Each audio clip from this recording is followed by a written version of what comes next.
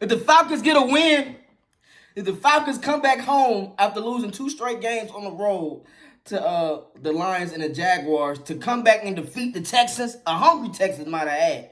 Both teams are 2-2 coming into this matchup. We finna get into it, but first, make sure you like the video, subscribe to the channel, leave a comment, let me know how you feeling about this great win at home. Let's talk about it. And if you haven't already, check out the merch, Twitch Torch TV for your merch and articles. Check that out as well. Let's get into it though. Ritter, great game by you, man. Way to make up for these 2 terrible losses the offense had in these past 2 weeks. You came out there and did your due diligence and made the throws and made key throws to key players to win this game, might I add. Ritter, 28-37, 329 yards. I think this is his first game going over 300 yards in the NFL. Shouts out to you, Ritter. 1 touchdown passing and 1 touchdown running. That first drive, what did I tell y'all happened? The Colts in week 2 win multiple design QB runs in the red zone with Richardson to score a touchdown on the Texans. And the first drive, or the second, third drive, whatever drive it was we scored on, we did a design read option with a leading blocker to get Ritter into a touchdown. That's how you call a play, Arthur Smith. That's how you call a play. It's been a couple times where you were shaky this game, but you got your playmakers involved. Drake London, he had one crazy pass, actually. They did a trickery play, and it almost got blew up. Drake London, juked the boy, and then threw for 22 yards to Smith to lead to that first touchdown. Man, hey, Drake, way to make plays this week, man. We got to depend on you week in and week out. Way to make plays, man. It was a key back shoulder catch that you made for 33 yards to get the crowd hype. To get a field goal. Should have been a touchdown. We ain't gonna trip. But to get a field goal, to get us in field goal range, that's how you make a play. Contested. I told y'all on the preview on Friday, in order for us to win this game, you got to get Kyle Pitts involved. And what did he do? Kyle Pitts had a phenomenal game, best game of the year. 7 catches for 87 yards, 12 yards a catch. It's like he was always open over the middle of the field. And that's what I'm talking about, guys. When Ritter is on time, the playmakers are going to make the plays. I'm not going to lie. Bijan, I don't know. Bruh, you are excitement reel. You are highlight reel, Bijan. Respectfully, you are highlight reel. The man is making plays even when it's a play that should be stuffed for 6 yards. He jukes 3 people and gets 4 to 5 yards. That's a grown man. Great screen call in the red zone to get Bijan involved in that third quarter. That was a great screen call. Bijan caught it. One hand, had to catch it to his back. Look at the block. Go up to get that touchdown. Great play call. Great play call. Pitts did a phenomenal job. Jonah, 6 catches for 67 yards, continuing to be a great factor. But one thing I will say, Smith, stop fighting for all these goddamn yards.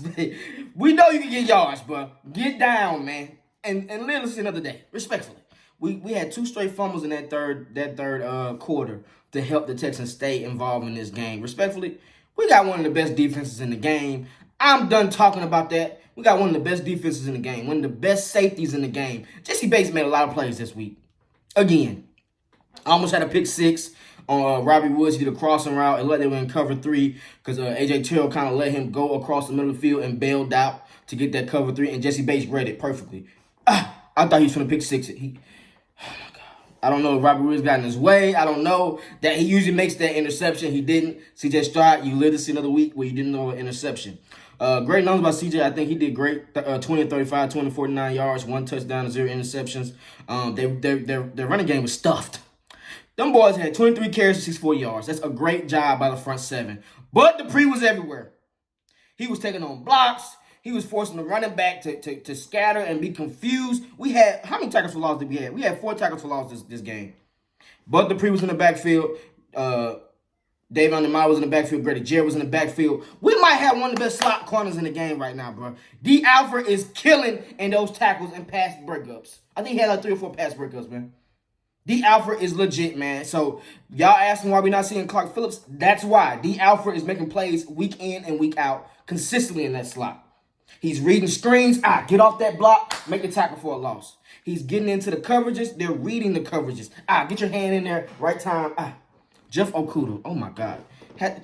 They tried to call pass interference, but he was so blanketed, he couldn't get open. Number 3, Dale, couldn't get open on Jeff Okuda. He was too small. And Jeff was looking like, hey, I'm a grown man out here. What's he doing out here? I need to be guarding tight ends. But yeah, like I said, Dale, he had 3 catches for 57 yards. One big catch right before the half to get them in field goal range, but he was pretty much MIA. I couldn't find him. Nico Collins, 3 catches for 39 yards, 4 targets. Pretty much MIA. These two boys been having killer games this year, and they were MIA. Robert Woods, 3 catches for 30 yards. He sets them up for their first touchdown of the game in the fourth quarter, actually, on that third down on A.J. Taylor, that crossing route. That's a good play read, play call. Can't trip about that. Bates, they finally got us. They finally got us, Bates. I thought we had a chance to end that game on defense, but unfortunately, C.J. Stroud drove down the field. They ran the ball good, and he hit a couple key timely throws to get them back into the game. So, yeah, on that third down, Jesse Bates kind of guesses on that under route, and then they throw it right over him. Touchdown. Schwartz, the tight end, made a couple key catches on third down. 7 catches for 65 yards, 1 touchdown on 10 targets. Sheesh. So, yeah, like I said, some people, they think they're going to beat us, but they can't. Will Anderson, 6 tackles. One thing I like about Desmond Ridder, his snap count was getting them every time. We was getting 5 yards quick, easy, every time. That's great. Keep that in the arsenal. If you can get people to jump off sides on 3rd and 6, 3rd and 5, get us in manageable downs, keep doing it. Keep improving on that, Desmond Ridder. That means you're getting older as a captain. You're leading your QB. They're scared of you now. They trying to guess the count. One error I would say about Arthur Smith, though, man, we got to stop running the ball back-to-back like that. So we'll get a big first down on running the ball, then we'll run it right back again, and then we'll lose 3 or 4 yards. We're trying to stay ahead of the chains, guys. We cannot run the ball back-to-back like that, especially when the passing game is eating like this. We had 6 receivers making plays this week. Bijan made plays. He had 2 catches for 12 yards and a touchdown. Tyler Algier had 16 carries for 36 yards. But Pitts, Drake, Jonah, they all made key catches in this game. So we end up winning 21-18. Was it 21-18? Yeah, 21-18. I actually said it would be 20-17. So I'm right on cue with it. I'm right on cue. I said 2017, 21-18. Shouts out to the Falcons, man, for getting a great win. We're going to break it down in totality on a live later on this evening or tomorrow. We're off tomorrow, so we're going to talk about it. I saw the Steelers beat the Ravens, so we get to see Buck. What he got to say after that loss? He called a whopping 31-17. And they came back and won 17-10. So, shouts out to the Steelers. We're going to talk about that for sure. I know my boy Faber ready to put that mask on and talk to Buck. We might not see Buck and Tyler this week. You know how that can be. But great win, guys. And we get the Commanders. So, we're back into this trail of being first in the division. The Buccaneers, can they lose? We'll see. We shall see. The Saints, they came and put a mollywhopping on the Patriots. So, they're 3-2 as well. The Panthers got busted. They ain't won a game, so they're going to have a top pick again this year. So we're going to be waiting for that. So, shouts out to y'all, man. Top 10 defense. Shouts out to Ryan Neeson for taking this defense that was historically bad on third downs and stuffing them.